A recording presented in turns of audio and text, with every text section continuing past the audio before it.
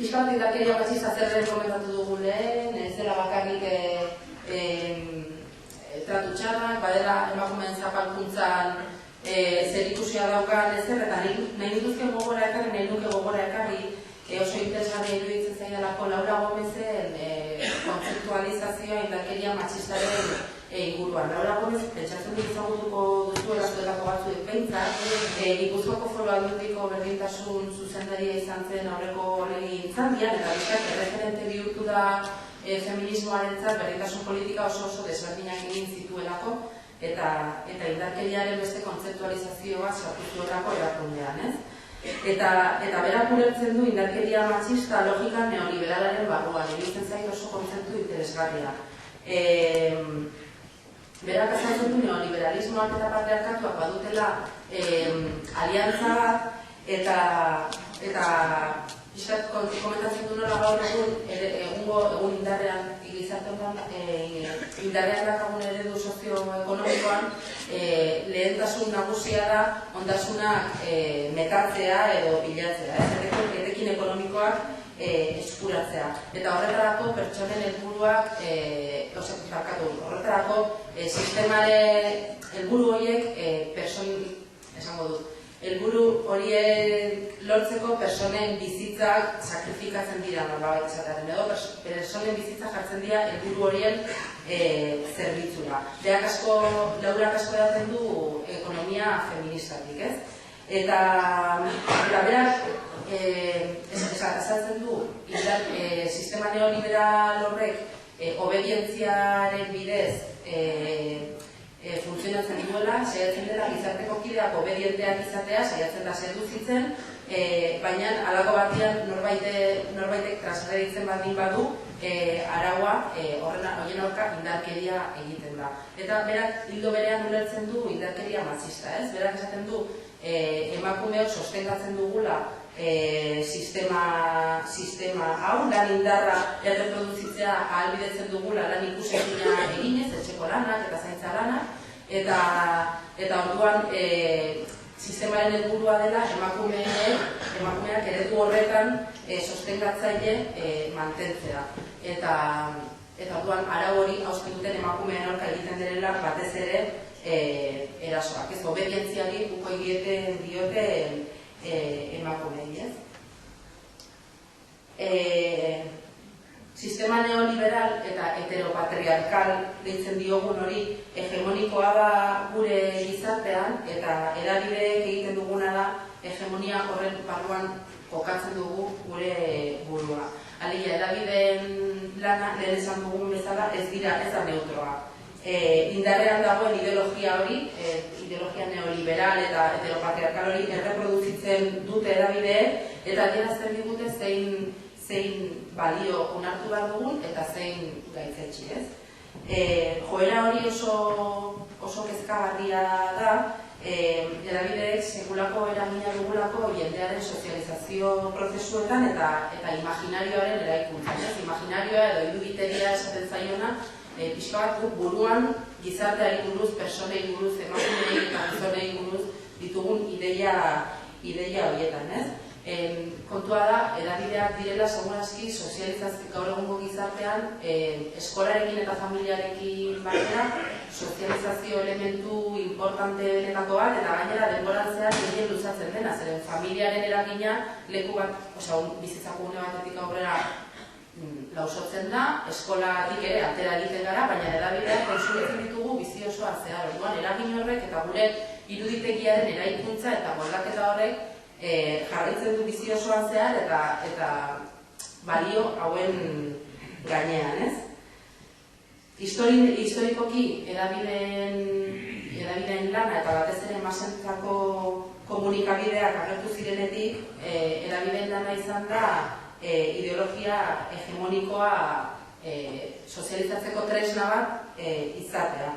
Eta ideologia horretan, esan dugunez, emakumeek diskriminazioa jasaten dugu eta gizonekiko mendekotasuna jasaten dugu. Orduan, horregatik esaten dugu komunikazio hegemoniko deitzen diogun hori sexista dela, ez?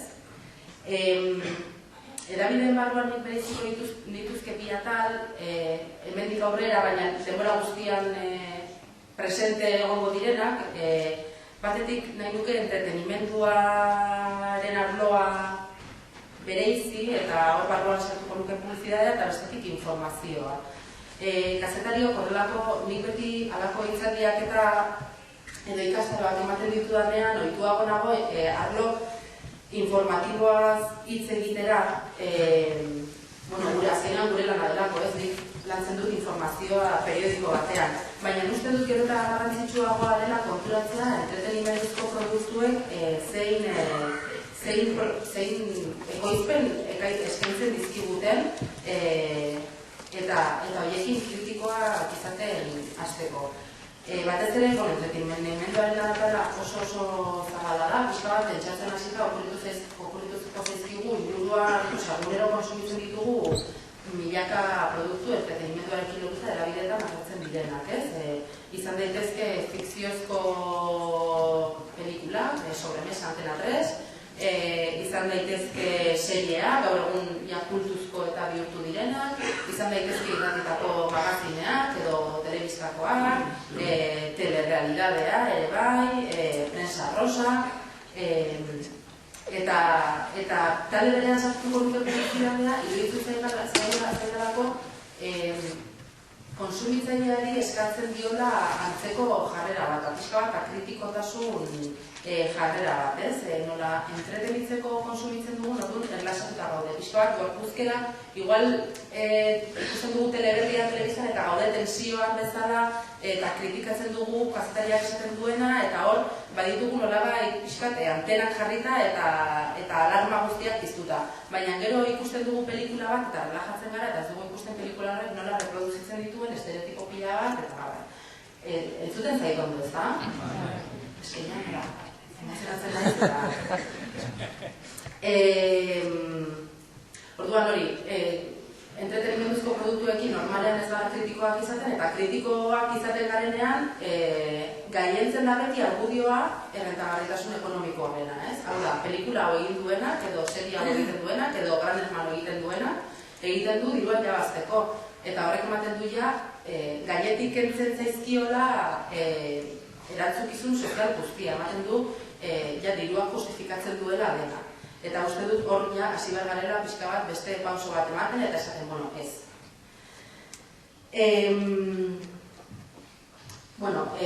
Igualmente informazioaren zein entretenimenduaren esparruan komunikazio hegemonikoa sexista da eta bi modutara uste dut más o menos aipatu daitezkeela sexismoa erabidetan erabiltzeko modu hori. Batetik dakagu ikusezintasuna edo invisibilidadea esaten zaiola, eta bestetik genero rolak edo estereotipoa. Alegia, labur esateko, emakumeak ez dira agertzen hedabideetan dagokien kopuruan eta dagokien tamainan, eta agertzen direnean gainera, agertzen dira feminidadeari lotutako balio batzuekin eta lan batzuekin islatuta. Ikusezintasuna azaltzeko beti erabiltze dugu metafora bat Virginia Woolf idazleak duela 50 urte esandako kontu batean oinarritua. Berak esan zuen estalurtar bat lurrera helduko balitz eta lurra, planeta, hedabideen bidez ezagutuko balu, irudikotuko litzaiokeela planetan bakarrik gizonak bizi direla eta bizi diren emakumeak hurrek etxean egiten dutela lana. Orduan, baieztapen horrek ditu 50 urte eta egin zuen garai hartako hedabideen azterketa bat eginda, baina uste dut gaur egun oso indarrean jarraitzen duela eta ez da sentsazio bat, zer badaude datuak. Ekarri ditut hemen datu batzuk, Global Media Monitoring Project izeneko erakunde batek mundu mailako hedabideak aztertuta 2010an ateratakoa. Albisten, 13% bakarrik jartzen dituzte emakumeak lehen planoan. Hedabideen adierazpenak egiten agertutako pertsonen edo mintzagai izandakoen 24% dira andrazkoak, eta hedabideek elkarrizketatutako 5 adituetatik bakarra, baina gutxiago da emakumeak, dira emakumeak. Eta badauzkagu hurbilagoko beste datu batzuk, Institut Català de les Dones, elkarteak 2012an zaharragoak dira hauek. Baina adierazten dute egunkarien azaletako izenburuen 4,7an soilik dira emakumeak protagonista, elkarrizketatuen 17,5, eta iritzi artikuluen 14,6 bakarrik sinatu zituzten emakumeek. Piskat datu nahiko argigarriak dira, eta emakumeek eta gizonek edabideetan daukaten presentzia ez da parekidea, datu hauen karietara, baina gaina ez da justua eta ez da erreala. Pentsa, azken hamarkadetan emakumeek egin duten saltoa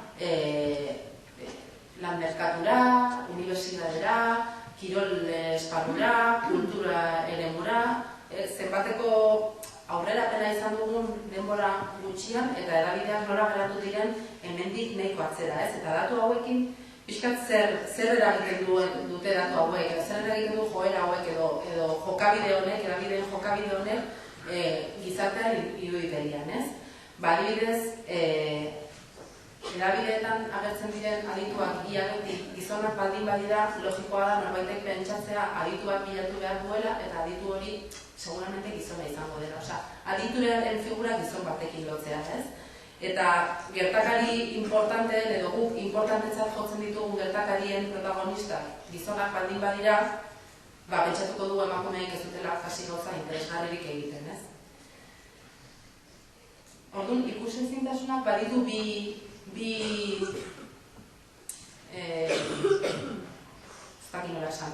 elementu bezala, ez? Batzutan, edabideek batzutan edango dut. Edabideek egiten dute realitatea batzutan islatu, ez? Eta hor dugu Obamaren adibidea ez dakit ondo ikusten den, baina Obama geri da militarre seguratua hitzarmen bat sinatzen, ez? Eta zer gertatzen da, Obamaren armadako eta goi-kargu guztiak gizonak baldin badira, edabideek nekez ihes egin dezakegu errealitate horretatik, eta guk ez dugu hor pintatuko emakume bat gustatzen zaigulako irudi orekatuago bat ematea. Hori da errealitatea eta guk hori izatu bat dugu, baina beste batzuetan emakumeak egoten dira eta ez ditugu azaleratzen, ez? Eta hori da beste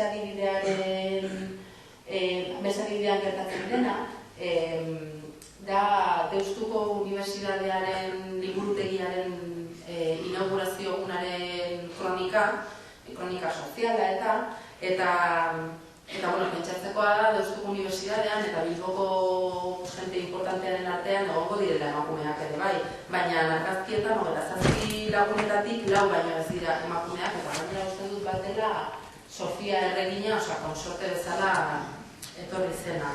Eta gainera titularari begira, hermoso cauce para un caudal de sabiduría, pentsa dezakegu jakituria persona horiekin, gizonekin lotze baldin badugu, hori doan eragiten gure imaginarioan eta gure jakituriari buruz daukagun ideia horietan, ez? Baina eta berriro egiten baldin badigute, el cauce de la sabiduría lo tienen hombres, horrek azkenean sinestarazten dizkigu gauza batzuk, ez?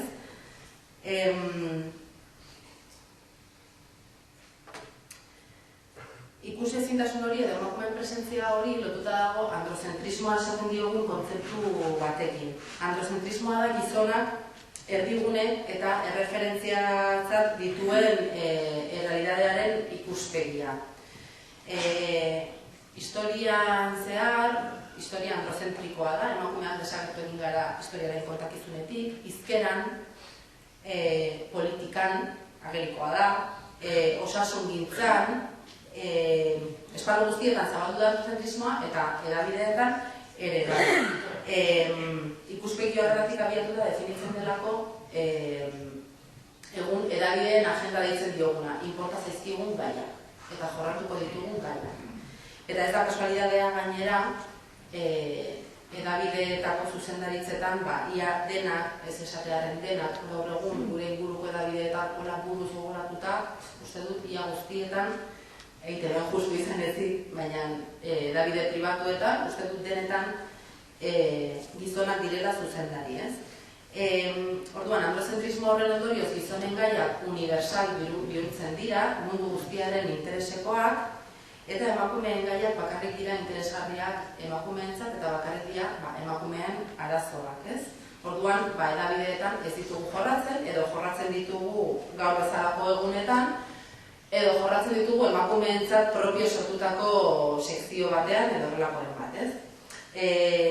Ikusezintasun horrek badu, esan dudanez, justu, diraz beharreunago bat, eta da, lantzea genero gaiak, edo agertzea emakumeak izlari eta aditu ezala, bakarrik feminismoa hitz egiten edo genero gaiez hitz egiten. Baina personalitza hitz egiten ez, edo pediatria hitz egiten ez, edo inkluso erizaintza hitz egiten ez, eta hori erizain gehienak emakumeak direla. Orduan, zein da gai universal bat, orain esatutuko zaitegirekin. Zein da gai universal bat, langabezia. Eta non hitz egiten du langabeziaz, gizonek. Portada hau da El País egunkariak daukan, uste dut oraindik badaukala, domingo igandetako gehigarriarena, 2008koa da, justu krisia deitzen diogun hori horrek eztanda egin zuenean, eta batez ere eraikuntzako sektorea erasan zuenean, eta nire galdera da, kontuan izan da, eta jakin da, garai hartan, eraikuntzaren sektorea oso izorratuta zegoela, eta bazegoela kezka bat, ez dago langabezia irudikatzeko beste modu bat, hau ez dena, lau gizon obra batetik ateratzen. Zergaitik pizten ditugu, eta hau balioko dizuei seguraski hausnarketa egiteko, eta edabide hori ere bai. Zergaitik pizten ditugu langabeziaren inguruko alarma horiak justu gizonek okupatutako lan sektoreetan igotzen denean langabezia. Emakumeen langabezia ia une historiko guztietan gizonena baino altuagoa izan baldin bada, zerbaitik ez dugu bururatzen gai hau jorratzeko beste modu bat emakumeak barne hartuko dituela, ez? Zerbaitik lortzen dute zuek esango duzue egia dela ez. Nire sentsazioa da, gizonen sektoreetako lan gatazkek emakumeen sektoreetakoak baino desenteko ikusgarritasun gehiago eta oihartzun mediatiko handiagoa. Hori gero debatitu dezakegu, bizirik ateratzen izanen. Baina pixkat androzentrismoaren eta ikusezintasunaren lotuta aipatu dugun desoreka hori ez da bakarrik kuantitatiboa, baita ere da kualitatiboa, eta hori da bigarren partea, ez? Ez da bakarrik ez garela agertzen edabideetan, baizik eta agertzen garenean nola agertzen garen. Eta zehatako bat, ezaugarrietako bat da oso estereotipatuta agertzen garela. Estereotipoak dira talde sozial jakin baten inguruko ezaugarrien, jarreren eta gaitasunen gainean onartuta eta eratuta dauden sinesteak. Dira, inposatutako ideiak, guri da emanda etorri zaizkigunak eta egi bihurtuta, ez? Behin eta berriro errepikatu ostean egi bihurtuta. Adibidez, adituak gizonak direla eta bakarrik gizonak. Estereotipo bada, emakumeak ahulak eta sentikorrak direla eta gizonak aldiz indartsuak eta arrazionalak, ez? Estereotipoak agertzen dira bai informaziozko produktuetan eta bai entretenimenduzko produktuetan. Prensan, berriro ekarriko ditut GMMP-ren datuak, datu pare bat, albistegietako protagonista diren emakumeetako 18 biktima gisa agertzen da, gizonen 8 bakarrik, eta albisten 46 estereotipoak elikatzen dituzten. Publizitatean, askoz indartsuagoa da estereotipo maskulino zein femeninoak nabarmentzeko eta sustatzeko joera. Erabat eredu dikotomikoak agertzen zaizkigu eta justu ekarri dizuet iragarki bat, erlojuen iragarki bat eta produktu berdina iragartzeko emakumea agertzen da postura batean eta gizona erabat aurkako postura. Orduan, emakumeari eskatzen zaio ederra izatea, erakargarria, ameslaria, inozoa, inseguroa, pasiboa, mendekoa, eta ahotsik gabea fijatzen bazarete, hainbat eta hainbat adibidez kolonien iragarkietan, emakumeen kolonien iragarkietan emakume gehienek ez daukate ahotsik. Fijatu zaituzte hemendik aurrera. Ez daukate ahotsik eta aldiz gizonek, bai, gizonak agertzen dira, porque hola, gaina ez beste porte batekin eta hitz egiten dute, edo gizon batek hitz egiten du bere izenean. Baina emakumeen normalean dago musikita bat, eta, bueno, beste historia bat. Gizonei eskatzen zaila izatea azkarrak, adimentsuak, abenturazaleak eta kokodiloak harrapatzea, irmoak eta seguruak, autonomoak, askeak eta daukate ahotsa. Pixka bat horiek dira, estereotipo nagusiak publizitatean oso argi ikusten direnak, ez? Eta gero badago, publizitatean ere, joera bat emakumeak ikusentzunezkoetan batez ere, emakumeak proiektu sexualizatu gisara agertzekoa, edertasunaren limitua elikatzekoa, horri buruz gero hitz egingo dugu pixka bat, eta gero aparte beste askotan etxeko lanetan. Emakumeak publizitatean nagusi dira, garbitzaile edo zaintzaile bezala.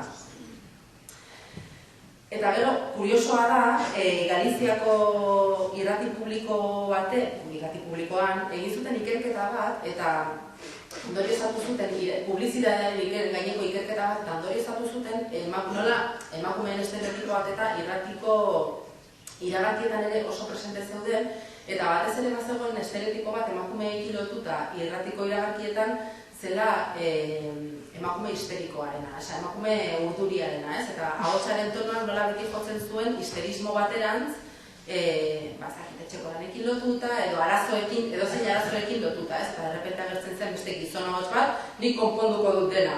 Eta pixka bat, dikotomia hori oso agerikoa zela, eta horretik inorretzela konturatu, eta derrepente jartzen duzu belarria irratiko albistegietan, irratiko iragarkietan, eta posegia da.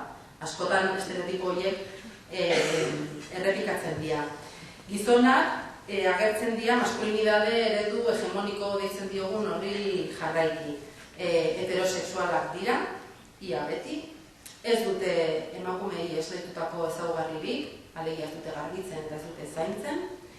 Garrantzitsuak dira, boterea daukate, indartsuak dira, arrisku jarduerak egiten dituzte, batez ere arrisku jarduerak, indarra, horrelako ezaugarriak eta nabarmenduz, ez?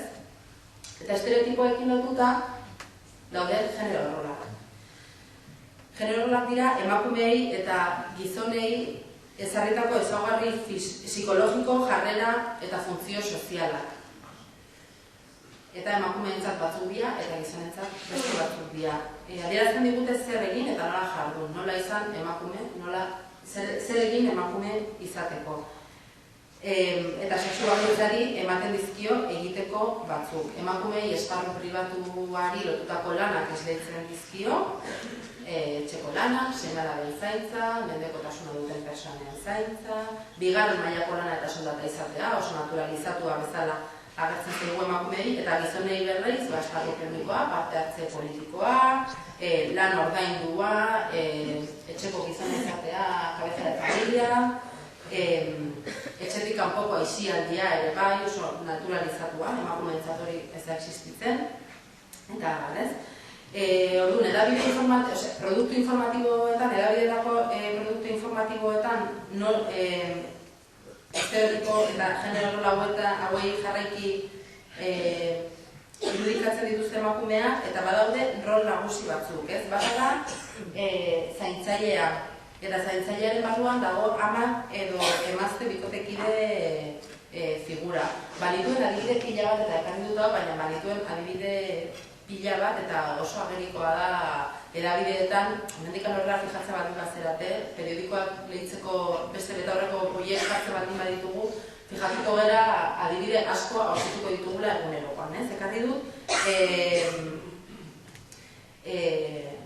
estereotipo hau da, emakumeek buruz hitz egiten dela, baina ez emakumeek berez garrantzia dutelako edo guk ematen diogolako garrantzia, baizik eta norbaiten ama edo norbaiten bikotekide direlako, ez? Eta hemen ageri dira Michelle Obama eta Carla Bruni, eta hemen asuntua zen Barack Obama eta Nicolas Sarkozy zukatela bilera bat, eta orduan alakoetan egiten dute emazteek bilera paralelo bat. Eta joaten dira antzerkira eta borra. Orduan, halako batean titulatzen dute Duelo transatlántico de modelos, eta orduan bi emakume hauen balioa jartzen dute haien fisikoan edo haien elegantzian edo. Eta gainera, niri larrien iruditzen zaidala da, lehian jartzen dituztela. Zergatik eta beren edertasunagatik. Eta hau da gozara, pedabidetan egiten dena pila bat. Gero esaten digute, eske emakumeak zuen artean zerate pixka bat kabroia. Ja, bale, izango da, baina zenbat aldiz sustatzen den edabidetatik horrelako gauzak ez, emakumeen arteko lehiakortasun bat eta zergaitik eta gainera izatea guapagoa. Hau oso ohikoa da, ez dut elkarri orain damutzen zait, baina ezakit gogoratuko zarete justu izan zen publiko eta País egunkarietako portada Letizia Printzearen eta Carla Bruniren argazki bat eskailera batzuk igotzen eta izan zen haien Ipurdiaren argazkia. Osea, otro duelo transatlántico, bueno, no es transatlántico, beste duelo bat, eta gainera non eta paisen eta publikon, justu publikon gero esango dugu, baina bat zeukala dekalogo bat, indarkeria matxistaren kontra, eta justu periodiko ustez, Espainiako periodiko ustez progretan, eta horrelako argazki bat ez zeukala inolako zentzurik ez bazen bi emakume horien Ipurdia ateratzeko, ez? Eta kontua zen, aber zeini zeukan, no se, aber zeini geratzen zitzaion hobeto soinekoa, zen engaina soinekoak ere antzekoak, esan, gauza bat pixkat, bueno, horrelako milaka daude, ez? Gero badago beste estereotipo bat, eta da, urdinazko dama, ez? Emakumeek irmotasunez agintzen dutenean erabiltzen dena, ez? Merkel eta konpainia Thatcher eta hurbilago daukagu ere bai, adibidez, zuen hurbileko norbait, Ainhoa Atxaideren gainean esan diren guztiak, ez? Ematen du, emakumeak agintean daudenean, etzaizkiela barkatzen gizonengan oso ohikoak diren portaerak, ez? Emakumeak izan behar garelako, ezakit oso goxoak eta pixka bat irmotasunez egiten badugu zerbait, ja, era, una Thatcher. Eta gehien ageri den rola da biktimarena, ez? Eta hor badaude bi joera, batetikan indarkeria matxistaren biktima bezala edo diskriminazio sexistaren biktima bezala agertzea emakumeak, eta hori ikuserazteko modukoa da, baina bestetik badago joera bat, oraindik ere, gizonei ere eragiten dieten gatazken biktimak emakumeengan bakarrik islatzea, ez? Gerrak edo seme-alabak galdu izana, edo horan, ez? Oraindik ere, gerretan, esaten dugu, babestu behar diela emakumeak eta umeak. Bueno. Bai, baina gizonak ere, bai, ez? Horrein bilanago igual zibilen kontzeptuan, eta ez, emakumeek ez daukagu zertan babestuago izan, beste edozein herritar baino babestuago, giza eskubideak denentzat berdinak dira, ez? Bueno. Baina rola hau emakumei esleitzea oso errazara, eta gainera horren bidez, pixka bat, indartzen da emakumeen ustezko ahultasun hori, eta gainera ezkutuan geratzen da, gero nola emakumeak alako gizateetan, eta alako gatazketan, gatazkarmatuetan, nola askotan izaten dien akuilu gero aurrera ateratzeko, ez? Eta badaukatela superbibentziarako gaitasun bat, nik uste dut emozioetan ere oso oinarritua, baina hori beste batera da, eta gerra gizarteetan emakumeak askotan asko arduratzen direla gizarteak aurrera ateratzeaz. Eta hori ikusezin geratzen da horrelako irudiekin, ez? Baina estereotipoak eta genero horrelak ageriago geratzen dira entretenimenduzko produktuetan, ez? Nik ekarri dut, duela gutxi irakurri nuen, Pilar Aguilar izeneko zinema eta telebista kritikari batek egindako azterlan txiki bat, aztertu du nola ikus-entzunezko fikzioak eragiten duen gure hezkuntza sentimentalean. Osea, gure sentimenduak nola eraikitzen ditugun eta gure sentimenduak kudeatzeko modua, ez? Eta adibide gisa hartu zuen 2000 urtetik 2010era Espainiako estatuan zineman ikusle gehien izan zituzten 10 film. Ez? Horietatik bik zituzten emakumeko protagonistak, ustez dut horietako bat zera Los Otros, eta bestea, ez gogoratzen orain. Beste 8 gizonezkoak ziren protagonista nagusi, eta haietako batzuetan emakumeak agertzen ziren iaia kasualidadez, edo ia bat ere algun pelikularen historian eta kontakizunean iaia garrantzirik gabeko roletan, ez? Eta horietako adibide bat da El Señor de los Anillos, justu gaina 3 pelikula edo ez dakit El Hobbit, hori ezak kontatzen duten, baina ez, zenbat testosterona dagoen El Señor de los Anillos, ez dago ia emakume protagonistari, eta ez? Eta baita ere aztertuzun, Andreek presentzia handiagoa daukaten filmetan, eta adibide gisa jarrizun Mar Adentro uste dut, agertzen direla zaintzaile bezala. Orduan, berdin, ez dira agertzen eta agertzen direnean, agertzen dira zaintzen, ez? Eta berako ondorioztatzen du gainera, personaia femeninoak kontakizunean agertzeko, pelikuletan agertzeko, protagonista gizonezkoaren gustukoak izan behar direla, eta horretarako irizpide bat edo ezaugarri bat bete behar dutela. Eta da, guapak izatea. Eta edertasuna gaur egun, badakigu gutxi gora bera ze ezaugarri ditun, bada gaztea izatea, bada oso argala izatea, bada gainera pixkat inozotasun itxura bat izatea, bada, ez? Eta hori bada beste genero rol bat, emakumeak objektu bihurtzen gaituena eta arrazoi bakarra, meritu bakarra edertasuna bihurtzen duena, ez? Meritu bakartzat. Aguilarrek diona irakurriko dizute, bastante egarria da. Aguilarrek esaten du film askotan emakumeak figura estatikoak dira, izoztuak. Ez dute gatazka nagusiaren konponbidean parte hartzen. Exigentzia estetiko hori gogorra eta zorrotza da, eta malgutasunik gabe aplikatzen da. Hala, gizonezko aktore asko oso erakargarritzat ditugu bereziki ederrak izan ez arren, baina oso emakume aktore gutxik lortu dute arrakasta itxura fisiko harrigarri bat izan gabe. Ondorioz, ikusentzunezko fikzioek etengabe adierazten diete emakumeei ederrak izan behar dutela, gizonezko protagonistaren begirada erakarri nahi badute. Orduan, arraroa iruditzen altzaigu neskak edo zer egiteko eta jasateko preste egotea edertasun kanon horretara heltzeko. Uste, bastante adierazgarria dela justu parrafoa hau, ez?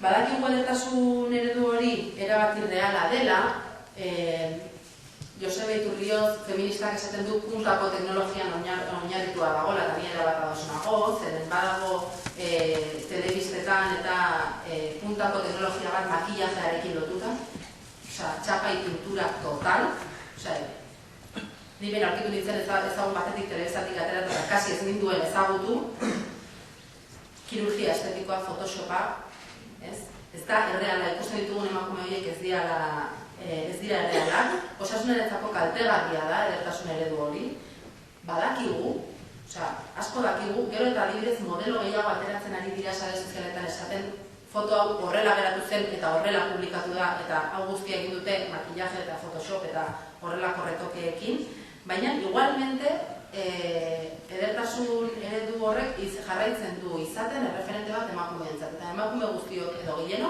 nahi dugu izan pelikuletan ikusten ditugunak bezain bueno. Eso es azina, eta bukatzen duena ari da gezurretan. Zer gertatzen da, eta boterearen manei begira, edertasunak gizarte patriarkal honetan ematen duela boterea, sentiarazten zaitulako erakargarri, sentiarazten zaitulako importante, baina botere hori trampa bada, zeren mugatzen da gorputzera bakarrik, ensegida desagertzen da. Eta hor dago zen fatalaren estereotipoa ere bai, edo rola, baita ere asko agertzen dena erabideetan. Ekarri dizuet adibide bat, Sintetas no hay paraisoko telesaileko emakumezko aktoreena, hau ez da iragarki bat, hau elkarrizketa bat da, aldizkari batekoa. Orduan, hauei egiten diet elkarrizketa bat, eta hiruak atera horrez kafe bat hartzen, terraza batean, agertzen dituzte horrela. Ematen du dela, ropa intimo iragarki bat. Eta ez, orduan, hipersexualizazio hori, ez? Askotan askotan nabarmentzen da emakumeen. Orduan, jarrera sexuala ez den emakume bat, pues da, ez da emakume bat, ez zaigu interesatzen. Boterea galtzearen beste adibide bat da, hau. Emakume hau da, ondo esaten dudan, Hale Thorin Smith, gutariko oso gutxik ezagutzen dugu, eta famosa egin zen, uste dut Nelson Mandelaren funeralean Obamaren alboan eserizelako, eta orduan jarri ziotelako Michelle Obamari jelosko jarri zela, la rubia que pone celosa Obama, eski ala gertu zen, ala gertu zen. Eta, testu hau, berari buruzko testu hau, izan reportaje doble bat, bi edo hiru orriko reportaje bat, eta publikatu zen Vocento taldeko egunkari guztietan okerrez banago, ez? Eta orduan da, pentsatu nahi dut emakume hau heldu zela Dinamarkako lehen ministro izatea, ez dakit esan duan, Dinamarkako lehen ministroa izan da duela hilabete gutxi arte. Ez gara enteratu lehen ministro izateari utzi diola ere, ni enteratu naiz hau prestatzen. Esan nahi dut, Dinamarkako bizitza politikoa ez da oso importantea Euskal Herrian, baina hala ere enteratu gara emakume hau, pues hori que está muy buena. Orduan,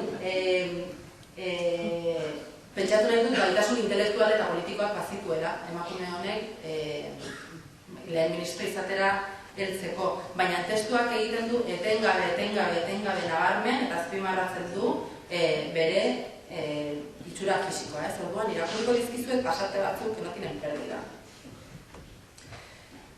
Lehenengo párrafoa. Es más que probable que Hale Thorin Smith, de 48 años, sea la única jefe de gobierno del planeta que ha logrado que al menos durante un tiempo las búsquedas en Google que llevaban su nombre fueran acompañadas de la palabra desnuda. Gracias. Ocurrió en 2011 en plena campaña electoral, cuando la candidata disputada a Lars Løkke Rasmussen la presidencia del gobierno danés. Hale, de repente le dicen diogu izenez, Mariano, Hale no solo venció a su contrincante, aunque fuera por poco, tampoco es tan buena, sino que devolvió el poder a la izquierda después de 10 años y demostró que además de despertar el morbo de sus compatriotas, ser guapa y elegante, era una mujer inteligente. Gracias, aurkitzen baldin baduzu reportaje hau irakurri, porque es un cúmulo de despropósitos bat bestearen ostean. Es que irakurriko nuke osorik, baina ez que zauka denborari. Baina nik uste reportaje honek oso ondo adierazten duela zer ez den egin behar.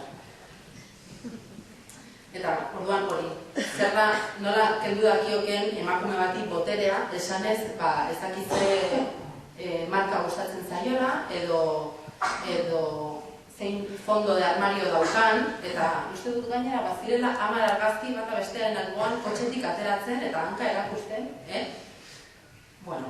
nik ez dut sekula ikusi gizon batekin hau sekula zenuke egingo, eta gainera ez dut sekula ikusi Mariano Rajoyren edo Iñigo Urkulluren argazki bat kotxetik ateratzen, zauka interesiko, nena, bai, dauzkalako 1000 korreriko txaketa, es que Mariano kere edukiko ditu, ez hasi,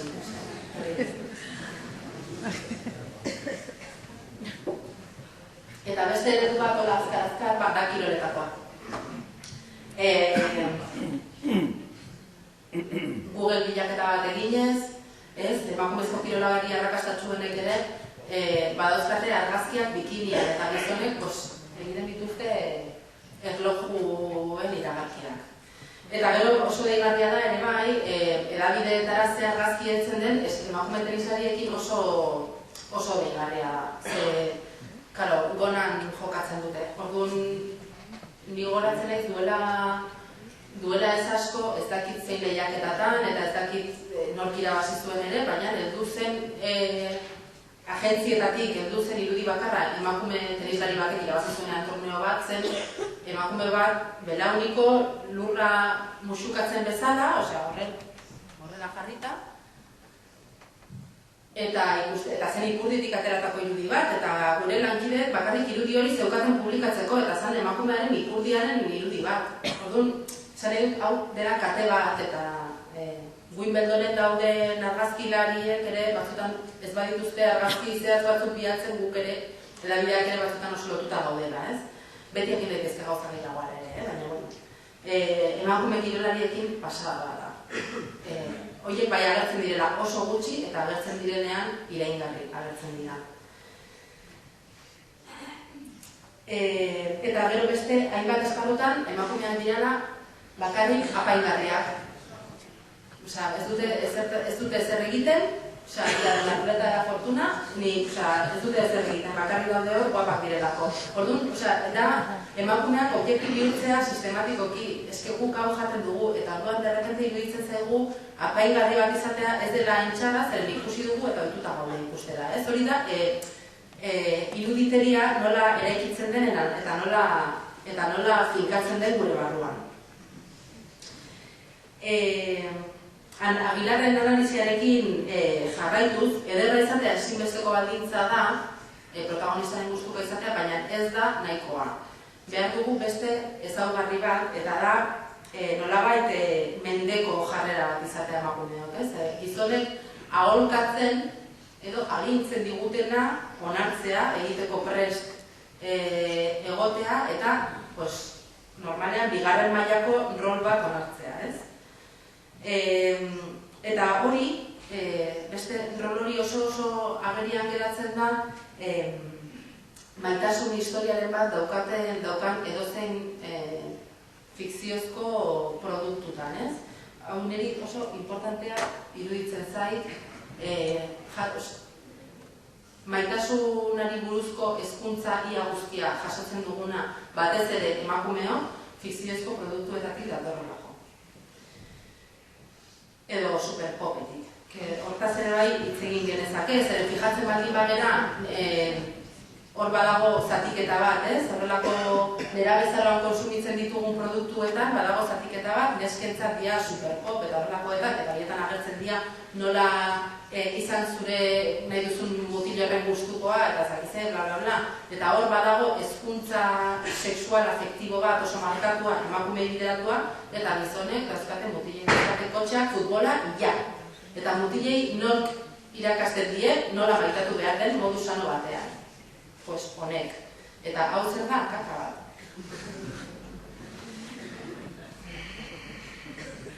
Bueno, pixkat sintetasunai paraisoren irudia ekarri dut, momentu batean ezitzaileak eskandalizatuta zeudelako serie horren nolako baloreak transmititzen zituen maitasunarekin lotuta, ez?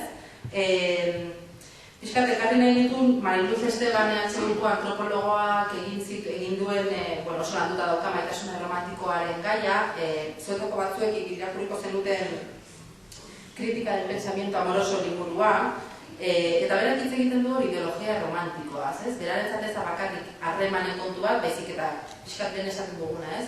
Sistema neoliberalean kokatzen den estruktura bat, ez? Eta berak esaten du ideologia romantiko horretan maitasun uste dugula, maitasunaren bidez dena lortu daitekeena, kontua da borrokatzea, no rendirse nunca. Borondateaz gaindiko sentimentu bat da, ez duzu aukeratzen norekin maitemintzen zeran, eta gaina maitemintzen baldin bazera ez duzu ezer egin, eta berdin behaz bazaizu tipoa komeni delako narkotrafikatzaile bat, ez, osako ez zure bidez ezin duzu kontrolatu. Eta gero, importante zeren horretatik datoz sekulako justifikazioak tratu txarrenak, zeloak dira maitasunaren adierazlea.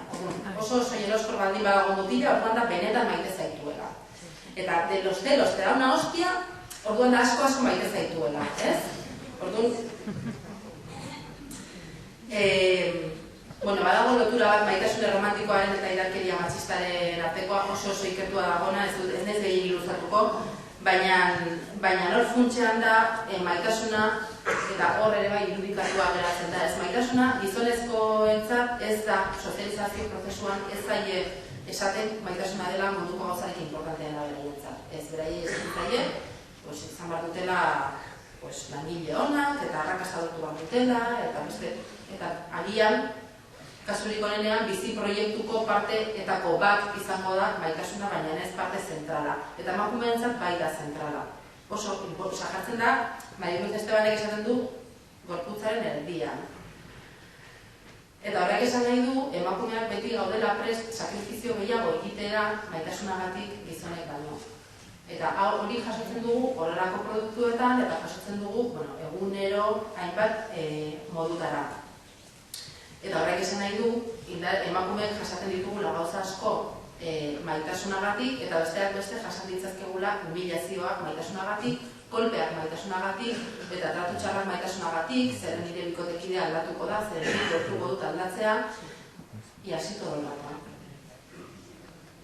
Orduan, badago lotura oso handi bat horrelako produktuek adierazten digutenaren eta gero guk nola imaginatzen ditugu gure harreman sexual eta afektiboak. Eta nola horrelako produktuen bidez justifikatzen diren indarkeria matxista mota pila bat. Nik apuntatuta neukan horrelako seriek egiten dutera maitasun erromantikoa suntsitzailearen apologia.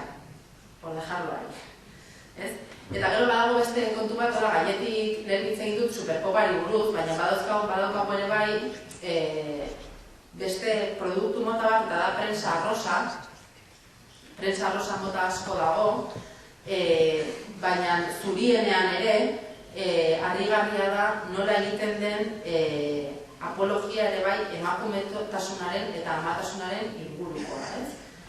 Nola ezkontza bat dagoenean da ezkonduko den emakumearen bizitzako egunik zoriontsuena. Nola amatasuna da edo ume bat eukitzea dean emakumearen bizitzan gertatu den gauzarik politena eta bere lanik importanteena.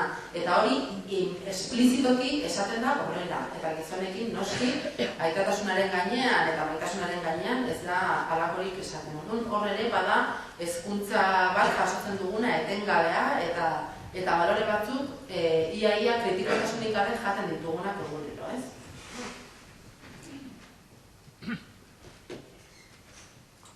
Orduan, indarkeria matxista gizartean zabalduta dagoen ideia bezala, ez? Tratu txarrak bezala.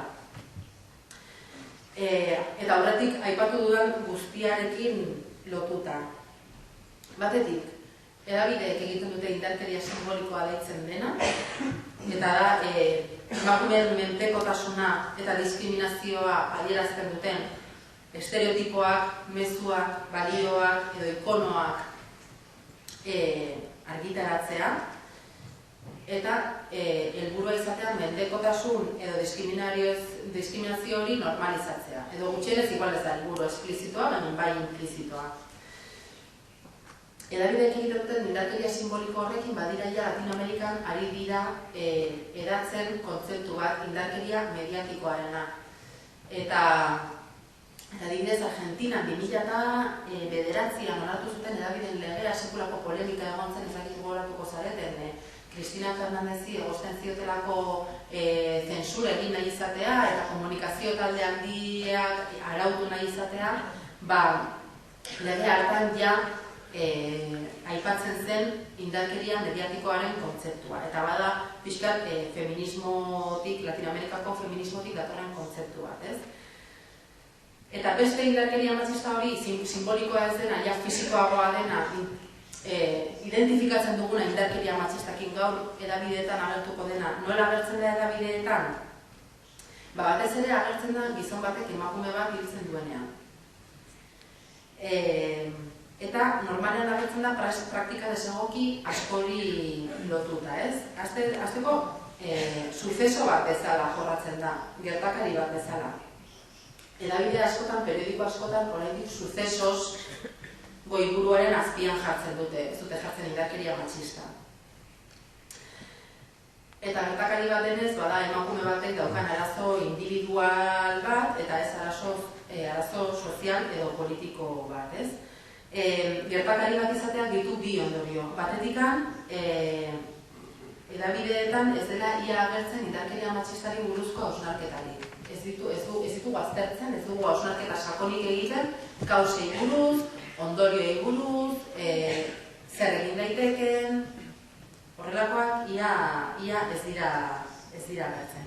Eta bestetik, gertakari soil bat denez, gertakari batek eskatzen du egin behar izatea kronika bat. Kronikatu behar izatea, nola aurkitu duten gorpua, zer dion jendeak, eta horrek dakar sekulako amarilismoa, edo sensazionalismoa, edo ikustera ohitzen diren batzuk. Eta hor, adibidez, badaude elementu batzuk ohikoak izaten direna. Batetik ematen da, informazio ulertzeko beharrezkoa zen informazio pila. Eta agian informazioa ulertzeko beharrezkoak ez diren hausnarketak ez dira ematen. Baina zenbat handiz ikusi entzun dugu, la ha ahogado con el cable de la plancha. La ha ahogado eta punto. Baina badago, horrelako detaile eskabrosoak emateko joera bat, eta hor biktimaren duintasuna nor geratzen den ere aztertu bat nuke. Eta gero txertatzen dira, testigantzak erabat desegokiak normalean personifikatzen direna bizilagunen figura hortan. Goiko edo azpiko bizilagunak agertzen da, edo esaten tipoa oso normala dena, nunca me habría imaginado. No, es muy normal. Eta gero beste batzuk, are deigarriagoak direnak esaten dutenak, bai, nik entzuten ditun oihuak, kolpeak, mehatxuak, eta ez nuen sekula ezer egin. Orduan, nik dudan jartzen dut, horrelako adierazpenak jartzen, zein horrean izan daitezken eraikitzaileak, zeren jartzen baduzu persona bat, hil duten emakume baten azpiko solairuan bizizena esaten duela entzuten zituela gozak eta sekula ez zitzaiola okurritu ertzaintzara deitzea, beste joera bada hilketa justifikatzea. Eta hau oso gero eta zibilinoki egiten da, baina asko egiten da ere bai, ez? Zeren adibidez krimen pasionalaren ideia gurean ia ez aipatzen. Oso kasu gutxitan, iparraldean bai, iparraldean oraindik hitz egiten dute krimen pasionalaz, edabideetan, baina hegoaldean pixka bat, 2004an genero indarkeriaren kontrako legea eta martxan jarri zenetik, pixka hor egin da lan bat eta genero indarkeria kontzeptua hartu dugu.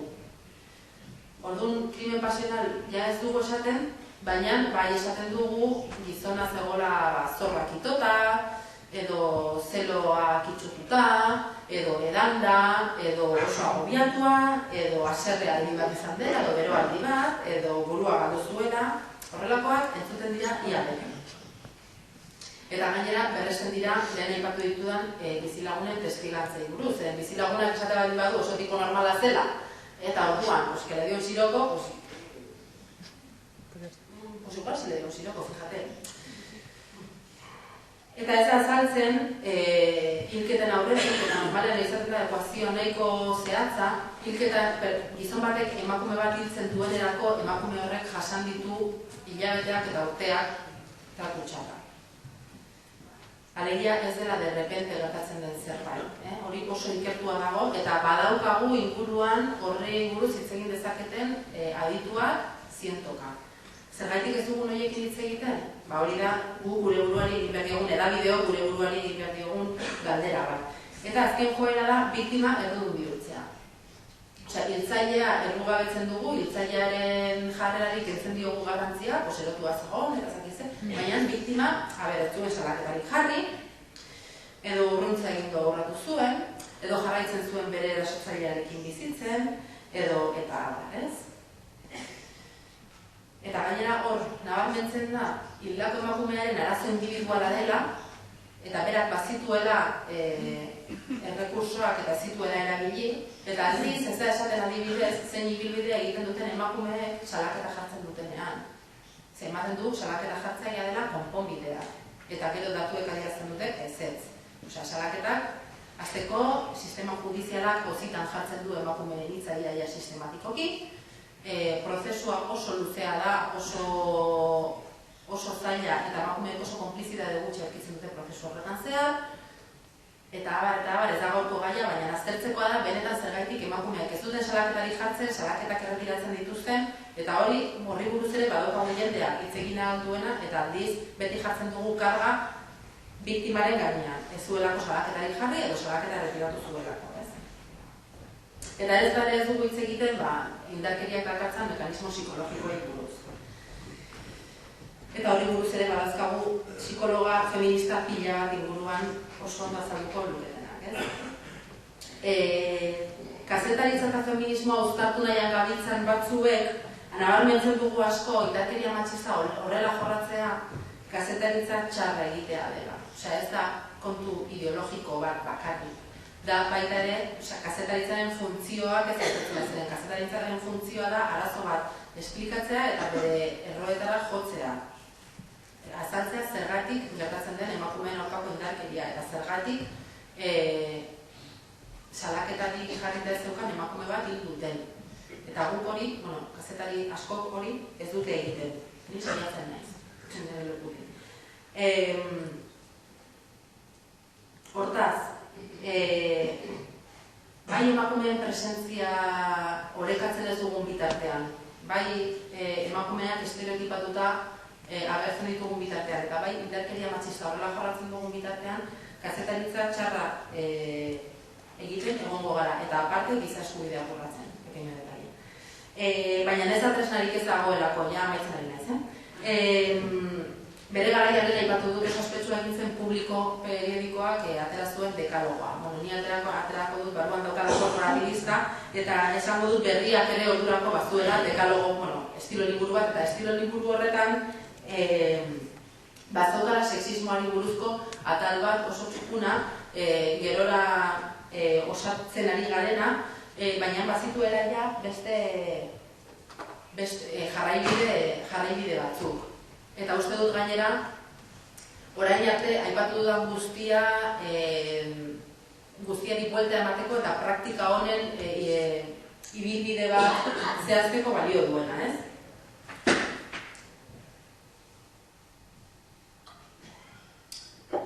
Zer dio berriaren estilo liburuak? Dio gizonei eta emakumei tratu simetrikoa ematen ahaleginduko dela berria. Dio, emakumeek ez dutela talde homogeneorik osatzen, emakumeak anitzak dira, askotarikoak, eta beraz estereotipoak eta topikoak saihestu behar ditugula. Dio, elkarrizkeratuei eginiko galderetan eta albisteari emaniko tratamenduetan kazetariak baztertu egingo dituela genero rolei loturiko galdera topikoak eta estereotipoak sendotzen dituzten kliseak. Duela gutxi irakurri dut, Madrilgo periodiko uste, El País edo El Mundo zela, Madrilgo epaitegietako buru izateko bi hautagai zeuden, gizon bat eta emakume bat, eta nizuten gora periodikoan erdi eta erdi, eskuinak gizona ezkerrean emakumea, eta gizonei galdetzen zioten, ¿cuáles son tus propuestas? Hemos leído que ¿cuáles son tus propuestas? Eta emakumeari lehen galdera zen, nahi duzu, postua eskuratu nahi duzu, ¿cuáles son tus armas de mujer? Bueno, hori ezin da, egin berriaren arabera. Berriaren estilo liburuak dio, informazio iturriak orekatzen saiatuko da berria. Emakumeek albisteko protagonista ez ezik informazio iturri ere izan behar dute, adituak. Indarkeria matxistari buruz dio, giza eskubideen urraketa bat da. Personen askatasunaren eta duintasunaren kontrakoa. Eta hala tratatuko du berriak. Eta dio, gizarte egiturak sorturiko arazoa izanik ezin aurkeztuko da maitasun gehiegiaren edo erotasunaren ondorio gisara. Eske berrian dugu feminista bat estilo liburuan giraditzan, orduan nabaritzen da. Bere ikutua ere bai. Sentsazionalismoa baztertu behar dela ere, dio hizkera sexistarik ez da onartuko. Askatasun sexualari buruzko ere atal bat dago. Badaude adibidea. Gainera berriaren estilo liburua publikoa da, esan dut webunean dago, konsulta dezakezuen nola hau guztia datorren eta praktika honen zerrendak baditugu kazetaria. Orduan kontua da zergaitik ez ditugu erabiltzen. Bueno, nik amaitu dut nik bakarrik espero dut jarraibide hauek kontuan izan da, pixka kontzeptu hauek eta joera hauek esplikatuta. Espero dut, hemendik aurrera, gai izango zera dela, edabideen, pixkat eukiko duzutela edabideen lanarekin kritikoago izateko behar dugu kazetari okaina pixka bat ematean. Edabideen lanarekin kritikoago izateko irizpide batzuk edukitzea eta gobiatzen zaituzte periodikoa hartzera, gaurkoa, baina biharkoa ere bai, zain gaurkoan narratuko dira, bai pila bat, baina biharkoan ere bai, eta komunikabideak irakurtzera, ikustera eta entzutera pixkat betaurreko morea jarrita eta horrelakoak detektatzera eta salatzera. Eskerrik asko.